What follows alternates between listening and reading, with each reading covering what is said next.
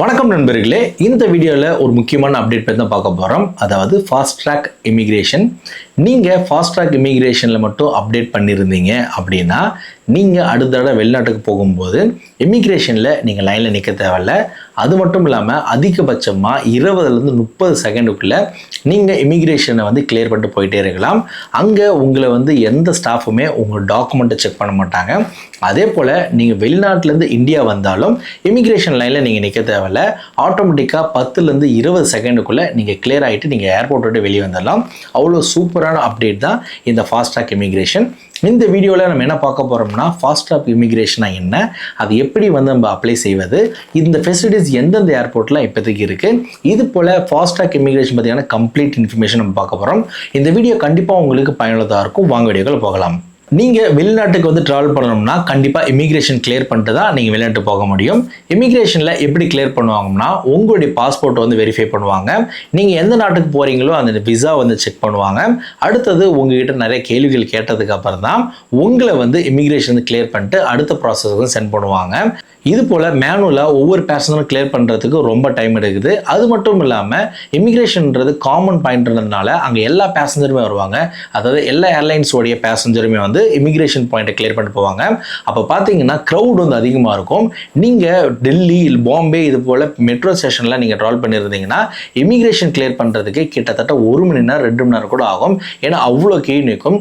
இதை வந்து ஸ்ட்ரீம்லைன் பண்ணுறதுக்கு என்ன பண்ணியிருக்காங்கன்னா, ஃபாஸ்ட் ட்ராக் இமிக்ரேஷன் அப்படின்னு சொல்லி கொண்டு வந்திருக்காங்க. ஃபாஸ்ட் ட்ராக் இமிக்ரேஷன் நீங்கள் ரிஜிஸ்டர் பண்ணிட்டீங்கன்னா நீங்கள் எந்த ஒரு கியூலுமே நிற்க தேவையில்ல. உங்களுக்கு வந்து தனி ஆக்சஸ் இருக்கும். அதாவது தனி பயோமெட்ரிக் லைன் இருக்கும். அந்த பயோமெட்ரிக்கில் வந்து நீங்கள் போயிட்டு உங்களுடைய பாஸ்போர்ட்டையும் உங்களுடைய போர்டிங் பாஸும் நீங்கள் ஸ்கேன் பண்ணிட்டீங்கன்னா ஆட்டோமேட்டிக்காக அங்கே இருக்கிற பயோமெட்ரிக் உங்களை வெரிஃபை பண்ணிவிட்டு கேட் ஓப்பன் ஆகும். அந்த கேட் வழியாக நீங்கள் இமிக்ரேஷன் வந்து நீங்கள் கிளியர் பண்ணிட்டு போயிட்டே இருக்கலாம். இது வந்து சிஸ்டமே ஆட்டோமேட்டிக்காக உங்களை வந்து கிளியர் பண்ணும். உங்களை எந்த ஸ்டாஃபுமே எந்த கேள்வியும் கேட்க மாட்டாங்க. உங்களுடைய பாஸ்போர்ட் வெரிஃபை பண்ண மாட்டாங்க. உங்கள் போர்டிங் பாஸ் வெரிஃபை பண்ண மாட்டாங்க. உங்களுடைய பாஸ்போர்ட்டில் எந்த சீலும் வைக்க மாட்டாங்க.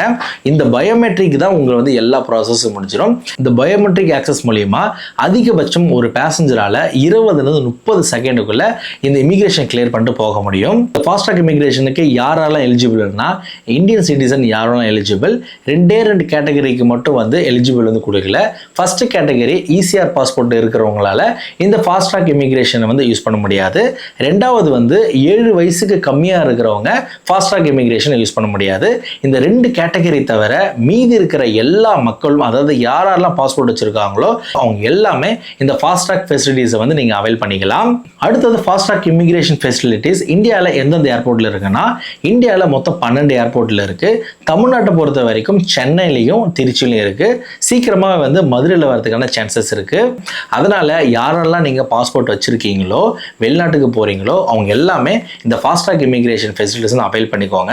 இந்த வீடியோவில் தொடர்ந்து நம்ம என்ன பார்க்க போகிறோம்னா, எப்படி ஃபாஸ்ட் ட்ராக் இமிகிரேஷன் வந்து அப்ளை செஞ்சு வாங்க தான் பார்க்க போகிறோம். இந்த வீடியோவை கடைசி வரைக்கும் பாருங்கள். ஏன்னா நடுவில் நீங்கள் ஸ்கிப் பண்ணீங்கன்னா உங்களுக்கு வந்து புரியாமல் போகிறதுக்கான சான்சஸ் இருக்குது. அடுத்தது ஃபாஸ்ட் ட்ராக் இமிகிரேஷன் அப்ளை பண்ணுறதுக்கு நம்மக்கிட்ட என்னென்ன டாக்குமெண்ட் வேணும்னா, 3 டாக்குமெண்ட் உங்ககிட்ட இருந்தால் போதும். நீங்கள் வந்து ஃபாஸ்ட் ட்ராக் இமிகிரேஷன் அப்ளை செய்யலாம். ஃபஸ்ட்டு வந்து உங்களுடைய பாஸ்போர்ட் சைஸ் ஃபோட்டோ வேணும். ஒயிட் பேக்ரவுண்டோட மேக்ஸிமம் 1 MBக்கு மேலே இருக்கக்கூடாது. அதுமாரி ஃபோட்டோ வந்து நீங்கள் ஏற்கனவே ஸ்கேன் பண்ணி நீங்கள் உங்கள் மொபைல்லையோ இல்லை டெஸ்க்டாப்லேயே வச்சுக்கோங்க. ரெண்டாவது உங்களுடைய பாஸ்போர்ட்டுடைய front side and back page, இது தனித்தனியாக ஒன்றா வந்து நீங்கள் ஸ்கேன் பண்ணி வச்சுக்கோங்க. உதாரணமாக ஃபஸ்ட் பேஜ் வந்து நீங்கள் ஸ்கேன் பண்ணி first page passport, last page வந்து ஸ்கேன் பண்ணி லாஸ்ட் பேஜ் வந்து பாஸ்போர்ட் அப்படின்னு சொல்லிட்டு 2 ஃபைல் வந்து ஓபன் பண்ணி வச்சுக்கோங்க. உங்களுடைய பாஸ்போர்ட் PDF ஃபைல் இருக்கணும். இது மேக்ஸிமம் வந்து ஒவ்வொரு பேஜும் அதிகபட்சமாக 1 MBக்கு மேலே இருக்கக்கூடாது. மூணாவது வந்து நீங்கள் இருக்கிற கரண்ட் அட்ரஸுக்கான ப்ரூஃப் வந்து நீங்கள் கொடுக்கணும். இதில் முக்கியமானது என்னென்னு பார்த்தீங்கன்னா, ஆதார் கார்டை வந்து அட்ரஸ் ப்ரூஃபாக எடுத்துக்க மாட்டாங்க. ஆதார் கார்டு இல்லாமல் மீதி ஒரு 4-5 டாக்குமெண்ட் வந்து உங்களுக்கு கொடுத்துருக்காங்க. இது வந்து கரண்ட் அட்ரஸ் ப்ரூஃபுக்காக நீங்கள் கொடுக்குற மாதிரி இருக்கும். அந்த கரண்ட் அட்ரஸ் ப்ரூஃப் என்னன்னு சொல்லிட்டு நான் வீடியோவில் வந்து உங்களுக்கு நான் சொல்கிறேன். அதுவும் வந்து அதிகபட்சமாக 1 MBக்கு மேலே இருக்கக்கூடாது. இந்த 3 டாக்குமெண்ட்டும் நீங்கள் அப்ளை பண்ணுறதுக்கு முன்னாடி எடுத்து வச்சுக்கோங்க. அப்படி இருந்துச்சுன்னா நீங்கள் சீக்கிரமாக வந்து நீங்கள் அப்ளை பண்ணிடலாம். உங்களுடைய மொபைல்லையோ லேப்டாப்லையோ டெஸ்க்டாப்லையோ கூகுள் பேஜ் ஓப்பன் பண்ணிக்கோங்க. இந்த கூகுள் பேஜில் ஃபாஸ்ட் ட்ராக் இமிகிரேஷன் அப்படின்னு சொல்லி டைப் பண்ணி சர்ச் பண்ணுங்கள். சர்ச் பண்ணிங்கன்னா ஸ்க்ரீனில் தெரிகிற அஃபிஷியல் வெப்சைட்ஸ் உங்களுக்கு கிடைக்கும். இந்த அஃபிஷியல் வெப்சைட்ஸ் வந்து கிளிக் கொடுங்க. கிளிக் கொடுத்தீங்கன்னா அடுத்த பேஜ் உங்களுக்கு போகும். இந்த பேஜில் பாஸ்போர்ட் ஹோல்டர் சைன் அப் பண்ணும். அதுக்கு முன்னாடி நீங்கள் கீழே ஸ்க்ரோல் பண்ணிங்கன்னா யாரெல்லாம் எலிஜிபிள்னு சொல்லியிருப்பாங்க. இந்தியன் நேஷனல்ஸும் ஓசிஐ கார்டு வச்சிருக்கிறவங்களும் அப்ளை பண்ணலாம். அது கீழே வந்து நீங்கள் ஸ்க்ரோல் பண்ணிங்கன்னா ஜென்ரல் இன்ஃபர்மேஷன். நான் ஏற்கனவே சொன்ன மாதிரி தான் எல்லா இன்ஃபர்மேஷன் உங்களுக்கு கொடுத்துருப்பாங்க. பாஸ்போர்ட் வந்து உங்களுடைய வேலிடிட்டி மினிமம் 6 மந்த் இருக்கணும். நீங்கள் எடுக்கிற ஃபோட்டோ வந்து ஒயிட் பேக்ரவுண்ட் இருக்கணும். 3/4 வந்து உங்கள் ஃபேஸும் கவர் ஆகிருக்கணும். அது மட்டும் இல்லாமல் 1 MBக்கு மேலே அது வந்து இருக்கக்கூடாது. அடுத்தது நான் ஏற்கனவே வந்து நான் வீடியோவில் சொன்ன மாதிரி உங்களுடைய பாஸ்போர்ட் வந்து ஃபஸ்ட் பேஜை வந்து நீங்கள் ஸ்கேன் பண்ணி வச்சுக்கோங்க. அதே போல் கடைசி பேஜும் ஸ்கேன் பண்ணி வச்சுக்கோங்க. அடுத்தது அட்ரஸ் ப்ரூஃபுக்கு என்னென்ன டாக்குமெண்ட் கொடுக்கலான்னு பார்த்தீங்கன்னா, இதை நீங்கள் கிளிக் கொடுத்தீங்கன்னா ஆட்டோமேட்டிக்காக ஒரு பாப்அப் மெசேஜ் வரும். இதில் என்னென்ன கொடுத்துருக்காங்கன்னா, ஆதார் கார்டு வந்து கண்டிப்பாக அக்செப்ட் பண்ண மாட்டோம் அப்படின்னு சொல்லியிருக்காங்க. ஆதார் கார்டு இல்லாமல் இதில் இருக்கிற எந்த ஐடி ப்ரூஃப் வேணாலும் நீங்கள் கொடுக்கலாம். உதாரணமாக எலெக்ஷன் ஃபோட்டோ ஐடி, அடுத்து டிரைவிங் லைசன்ஸ், இல்லை electricity bill for last 3 months proceeding the date of application, இது போல் இருக்கிற எந்த டாக்குமெண்ட் வேணாலும் நீங்கள் வந்து அப்லோட் பண்ணலாம் எக்ஸப்ட் ஆதார் கார்டு. இதில் இருக்கிற ஏதோ டாக்குமெண்ட்டை நீங்கள் ஸ்கேன் பண்ணி வச்சுக்கோங்க. அந்த டாக்குமெண்ட் வந்து 1 MBக்கு மேலே இருக்கக்கூடாது. அடுத்தது நீங்கள் கீழே வந்து ஸ்க்ரோல் பண்ணிங்கன்னா இன்ஸ்ட்ரக்ஷன் கொடுத்துருக்காங்க. இது எல்லாமே வந்து த்ரூ பண்ணிக்கோங்க. த்ரூ பண்ணிவிட்டு இங்கே லாகின் சைன்அப் அப்படின்னு இருக்கும். அதை நீங்கள் கிளிக் கொடுங்க. கிளிக் கொடுத்தீங்கன்னா அடுத்த பேஜ் உங்களுக்கு போகும். இந்த பேஜில் ரைட் சைடில் டோன்ட் ஹேவ் அன் அக்கௌண்ட் அப்படின்னு இருக்கும். அதை வந்து நீங்கள் கிளிக் கொடுங்க. அதை நீங்கள் கிளிக் கொடுத்தீங்கன்னா அடுத்த பேஜ் உங்களுக்கு போகும். இந்த பேஜில் உங்களுடைய இமெயில் ஐடியை வந்து நீங்கள் டைப் பண்ணுங்கள். டைப் பண்ணிவிட்டு கீழே இருக்கிற கேப்ஷாவை கரெக்டாக என்ட்ரு கொடுத்துட்டு கெட் OTP அப்படின்னு கொடுங்க. கெட் OTP கொடுத்தீங்கன்னா நெக்ஸ்ட் பேஜ் உங்களுக்கு போகும். இந்த பேஜில் உங்களுடைய இமெயிலுக்கு வந்து OTP வந்து கொடுங்க. அடுத்தது கீழே வந்து மறுபடியும் நீங்கள் கேப்ஷா கொடுங்க. கேப்ஷா கொடுத்துட்டு வெரிஃபை அப்படின்னு இருக்கும். அதை நீங்கள் கிளிக் கொடுங்க. கிளிக் கொடுத்தீங்கன்னா அடுத்த பேஜ் உங்களுக்கு போகும். இந்த பேஜில் உங்களுடைய பாஸ்வேர்டு நீங்கள் கிரியேட் பண்ணணும். பாஸ்வேர்டு கம்பல்சரி 8 கேரக்டர் மேலே இருக்கணும். அப்பர் கேஸ் ஒன்று இருக்கணும், லோயர் கேஸ் ஒன்று இருக்கணும், நம்பர் இருக்கணும், அதுபோல் ஸ்பெஷல் கேரக்டர் இருக்கணும். இது எல்லாத்தையுமே கம்பைன் பண்ணி உங்களுடைய பாஸ்வேர்டு வந்து கிரியேட் பண்ணிக்கோங்க. கிரியேட் பண்ண பாஸ்வேர்டை வந்து நீங்கள் கன்ஃபார்ம் பண்ணிக்கோங்க. கன்ஃபார்ம் கொடுத்துட்டு கிரியேட் அக்கௌண்ட் அப்படின்னு கிளிக் கொடுங்க. கிரியேட் அக்கௌண்ட் கொடுத்தீங்கன்னா அடுத்த பேஜ் உங்களுக்கு போகும். இப்போ நம்ம சைன் அப் பண்ணியாச்சு. இப்போ இருக்கிற நம்ம யூசர் ஐடியை வச்சு நம்ம வந்து லாகின் பண்ணோம். நம்மளோட யூசர் ஐடி வந்து நம்மளோட இமெயில் ஐடி தான். உங்களோட இமெயில் ஐடி நீங்கள் கொடுத்துட்டு நீங்கள் கிரியேட் பண்ண பாஸ்வேர்டை வந்து என்டர் பண்ணுங்கள். என்டர் பண்ணிவிட்டு கேப்ஷாவை வந்து நீங்கள் கொடுத்துட்டு லாகின் கொடுங்க. லாகின் கொடுத்தீங்கன்னா அடுத்த பேஜ் உங்களுக்கு போகும். இந்த பேஜில் உங்களுடைய மொபைல் நம்பர் வந்து வெரிஃபை பண்ணணும். அதனால் உங்களுடைய மொபைல் நம்பர் வந்து நீங்கள் சூஸ் பண்ணிக்கோங்க. அதாவது எந்த கண்ட்ரின்னு சூஸ் பண்ணிக்கோங்க, என்ன நம்பர்னு சொல்லி டைப் பண்ணிக்கோங்க. அடுத்தது கேப்ஷாவை என்டர் பண்ணிவிட்டு சென்ட் OTP அப்படின்னு சொல்லிட்டு இருக்கும். அதை நீங்கள் கிளிக் கொடுங்க. உங்களுடைய மொபைல் நம்பருக்கு OTP வந்திருக்கும். அந்த OTP என்டர் பண்ணிவிட்டு மறுபடியும் கேப்ஷா கொடுங்க. கேப்ஷா கொடுத்துட்டு வெரிஃபை கொடுங்க. வெரிஃபை கொடுத்தீங்கன்னா உங்களுடைய மொபைல் நம்பரும் வெரிஃபை ஆகிடும். ப்ராசஸ் கம்ப்ளீட் ஆகிடுச்சு. இதுக்கப்புறம் வந்து ஆன்லைனில் அப்ளை பண்ணணும். அதுக்கு நீங்கள் அப்ளை ஆன்லைன் அப்படின்னு இருக்கும். அதை நீங்கள் கிளிக் கொடுங்க. கிளிக் கொடுத்தீங்கன்னா அடுத்த பேஜ் உங்களுக்கு போகும். இந்த பேஜில் உங்கள் நேஷனாலிட்டி சூஸ் பண்ணிக்கோங்க. அடுத்து பாஸ்போர்ட் டைப் வந்து சூஸ் பண்ணிக்கோங்க. ஆர்டினரி தான் பெரும்பாலும் இருக்கும். கிளிக் கொடுத்துக்கோங்க. கிளிக் கொடுத்தீங்கன்னா அடுத்த பேஜ் உங்களுக்கு போகும். இந்த பேஜில் அப்ளிகன் டீட்டெயில்ஸ் வந்து மேலே இருக்கும். அடுத்து ரெசிடென்ட் டீட்டெயில் இருக்கும். இந்த 2 டீட்டெயில்ஸும் கரெக்டாக கொடுங்க. உங்களோட பாஸ்போர்ட்டில் எப்படி இருக்கோ அது போல் கொடுங்க.